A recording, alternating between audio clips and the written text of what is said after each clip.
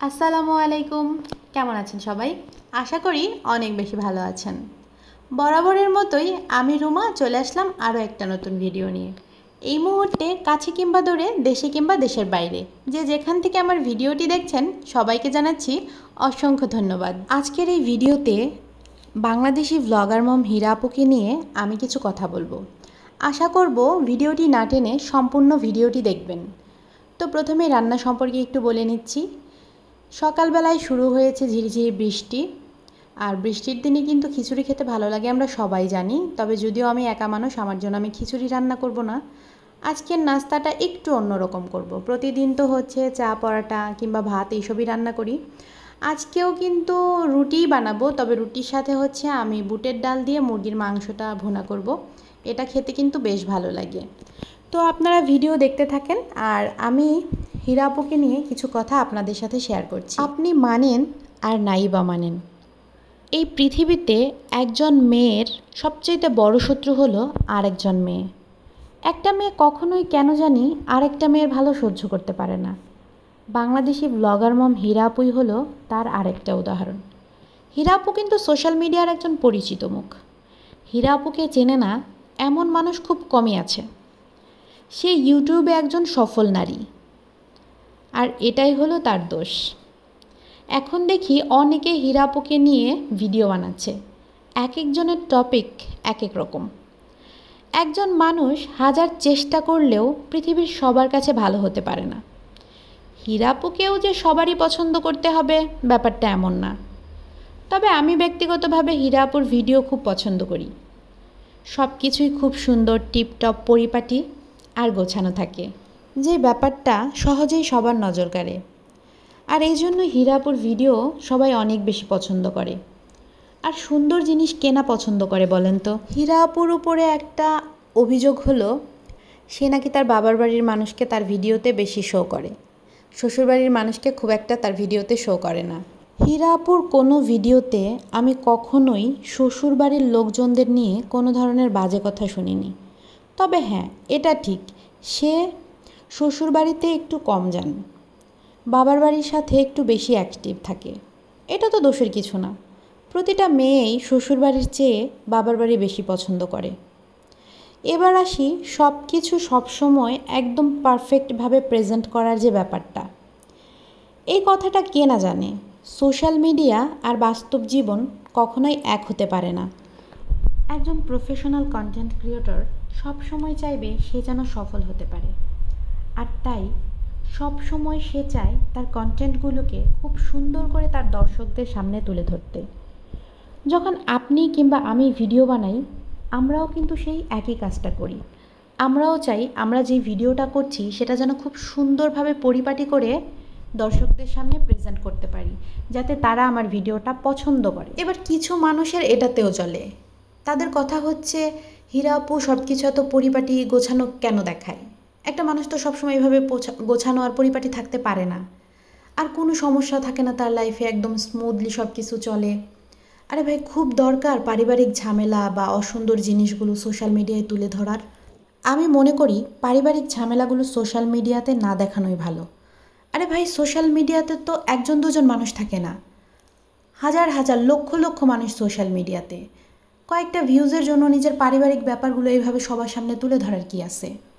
আবার আরও একটা কথা শুনলাম, হীরা আপু কাউকে সাহায্য করে না, তার এত এত ফ্যান ফলোয়ার, তার সাথে দেখা করতে চায়, কখনো সে কারো কমেন্টের রিপ্লাই দেয় না।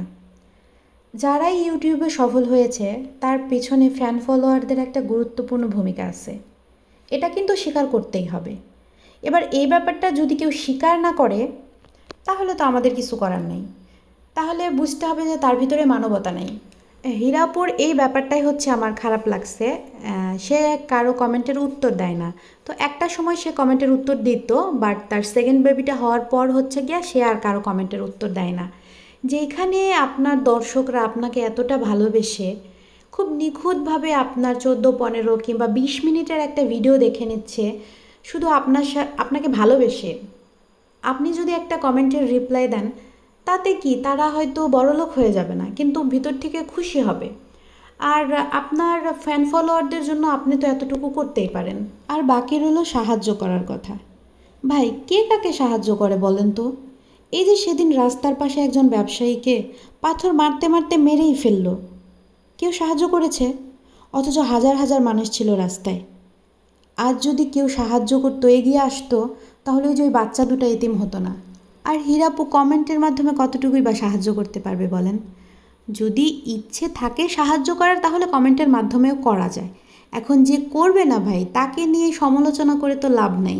তিলকে তাল বানানো হচ্ছে আমাদের মেয়েদের একটা অভ্যাস। মানে আমরা যতক্ষণ পর্যন্ত ছোট্ট একটা ব্যাপারকে একদম মানে সরিষা পরিমাণ থেকে ওটাকে তাল পরিমাণ বড় না বানাবো, ততক্ষণ পর্যন্ত হচ্ছে আমাদের পেটের ভাত হজম হয় না। অন্যের দোষ ত্রুটি না খুঁজে আসেন সবাই মিলে একসাথে ইউটিউবে কাজ করি, সফল হতে পারবো ইনশাআল্লাহ। কারো সমালোচনা করে কেউ কখনোই জীবনে ভালো কিছু করতে পারে নাই। আর যারা এই টপিকগুলো নিয়ে কথা বলতেছে, আমি তাদের ভিডিও দেখেছি, ঠিক আছে? তাদের নিজস্ব কন্টেন্টগুলো মাশাআল্লাহ অনেক ভালো, কিন্তু তারা না বুঝেই হচ্ছে কি সামান্য কিছু ভিউজের জন্য এই যে একটা কন্ট্রোভার্সি তৈরি করছে। আশা করব এগুলো এখানেই বাদ দিবেন। আমি কিন্তু এখানে কাউকে কোনো ধরনের উপদেশ দেই নাই ভাই, সবাই সবার মতামত প্রকাশ করতেছিল। আর এই ভিডিওগুলো বারবার শুধু আমার চোখের সামনে আসছিল, তাই ভাবলাম যে আমিও আমার ব্যক্তিগত মতামত প্রকাশ করি, জাস্ট এইটুকুই। তো তারপরেও যদি আমার কোনো কথায় কারো মনে কষ্ট পেয়ে থাকেন তাহলে অবশ্যই হচ্ছে আমাকে মাফ করে দিবেন। আর এই যে দেখেন, বক বক করতে করতে আমার সকালের নাস্তা একদম রেডি। এই তো ছোলা দিয়ে মুরগির মাংস ভুনা, খেতে অসাধারণ হয়েছিল। তবে আমি যে আজকে রান্না করার সময় কি কেলেঙ্কারি করেছি সেটা কিন্তু আপনারা এতক্ষণে ভিডিওর মাধ্যমে দেখে ফেলেছেন। তো চলেন সেইটার পিছনের কাহিনীটা একটু বলি। আমি যখন ছোলাটা ভুনা করছিলাম, তখন হচ্ছে রাফসান তো ওই রুমে খেলছিল, হঠাৎ করে ও একটা চিৎকার করে উঠছে। তো আমি হচ্ছে রান্নাটা মানে জালটা কমাতে মনে নাই, ওইভাবেই রেখে চলে গেছে ওইখানে, যেয়ে দেখে যে ও ব্যথা পাইছে। তো ব্যথা পাইছে দেখে ওকে একটু কোলে নিয়ে বসেছিলাম। ততক্ষণে আমি ভুলে গেছি যে আমার রান্নাঘরে তরকারি আছে চুলায়। তারপর আবার দৌড় পেড়ে যখন মনে হয়েছে তখন দৌড় পেড়ে আসে দেখি যে আমার তরকারিটার একদম 12টা বেজে গেছে। তো খুব বেশি ধরে নাই তরকারিটা নিচে, পরে হচ্ছে আমি পাতিলটা চেঞ্জ করে দিছি, কড়াই থেকে ছোট্ট একটা পাতিলে ঢেলে নিয়েছিলাম, পরে ওই পাতিলটাতেই রান্না করছি। সকালের খাওয়া দাওয়া শেষ করে তারপরে হচ্ছে সম্পূর্ণ ঘরের কাজ শেষ করছি, বুঝতে পারছেন? তো আমি হচ্ছে ওই রুমে আমার এই ভিডিওর একটু স্ক্রিপ্টটা লিখছিলাম। তো হঠাৎ করে ওর চিল্লানি শুনে আমি হচ্ছে এই যে দেখেন দৌড় পরে আবারও চলে আসছে এই রুমে। এসে দেখি যে ফ্রিজ থেকে এই যে ড্রয়ার বের করে নিয়ে আসছে, ফ্রিজে কিছু কিছু জিনিস বের করছে, তারপরে রান্নাঘর থেকে রাইস কুকার নিয়ে আসছে। এবার এই ড্রয়ারের মধ্যে যে বসছে ও উঠতে পারছে না, ওই জন্য চিৎকার করছে। তো আমি ওইখানে বলতেছিলাম যে আমি তুলবো না, তুমি এগুলো কেন বের করছো? মানে কি বলবো, সারাটা দিন ঘরে এত এত কাজ করে সে, মানে তার জন্য আমার আর কাজ করতে হয় না ভাই। এই মুরব্বি যে বাড়িতে সারাদিন কি পরিমাণ কাজ করে সেটা যদি একটু ভিডিওর মাধ্যমে আপনাদের সামনে তুলে ধরতে পারতাম, তাহলে আপনারা বুঝতেন যে এই মুরব্বি আমাকে সারাদিন কেমন প্যারার মধ্যে রাখে। আমি হচ্ছে বিকেলবেলা আবার একটু কাঁচা বাজার আনতে যাব স্ট্যান্ডে, তাই জন্য আমার টুকিটাকি কাজগুলো একটু তাড়াতাড়ি গোছাচ্ছিলাম, কিন্তু এ আমার কোনো কাজ শেষই করতে দিচ্ছিল না, একটা গোছাচ্ছি তো আর একটা কাজ বাড়িয়ে দিচ্ছে। তো যাই হোক, ওকে এখান থেকে ওঠানোর পর হচ্ছে মা ছেলে মিলে রেডি হয়ে আর কি বাজারের উদ্দেশ্যে যাচ্ছি। ঘরে কোনো কাঁচা বাজারই নাই, মানে সবজি নাই, মাছ নাই, জাস্ট একটু মুরগির মাংস আছে, সেটা সকালবেলা রান্না করছি, আরও একটু মুরগির মাংস আছে, কিন্তু এত সবসময় তো আর মুরগির মাংস খেতে ভালো লাগে না, তাই না? তো যাই হোক, টুকিটাকি বাজার করে হচ্ছে মা ছেলে বাড়িতে চলে আসছি। আর বাজারে বাইরে গেলে কোথাও আমি ভিডিও করতে পারি না, আমার ভীষণ হচ্ছে কেমন যেন একটু লজ্জা লাগে। তো যাই হোক, এই হচ্ছে গরিবের বাজার। আমি খুব সামান্য পরিমাণ বাজার করছি, কারণ হচ্ছে রাফসানের আব্বু যখন আসবে তখনই একবারে বাজার করবে, আমি এত বাজার করতে পারি না। ওই টুকিটাকি কিছু যা আমাদের আর কি দরকার 2 দিনের জন্য, ততটুকুই করেছি আর কি। দুনিয়ার মানুষগুলো বড্ড বেশি স্বার্থপর হয়ে উঠছে, কারো ভালো যেন কেউ সহ্যই করতে পারে না। তাই আপনি যার সাথে মিশছেন, যাকে বন্ধু মনে করে আপনার সমস্ত কথা বলছেন, আদৌ সে আপনার বিশ্বাসের যোগ্য? ব্যাপারটা ভেবে নেবেন। তো আজকের ভিডিওটা এখানেই শেষ করব, দেখা হবে নতুন কোনো ভিডিওতে। ততদিন পর্যন্ত ভালো থাকুন, সুস্থ থাকুন, আপনজনদের খেয়াল রাখুন। আল্লাহ হাফেজ।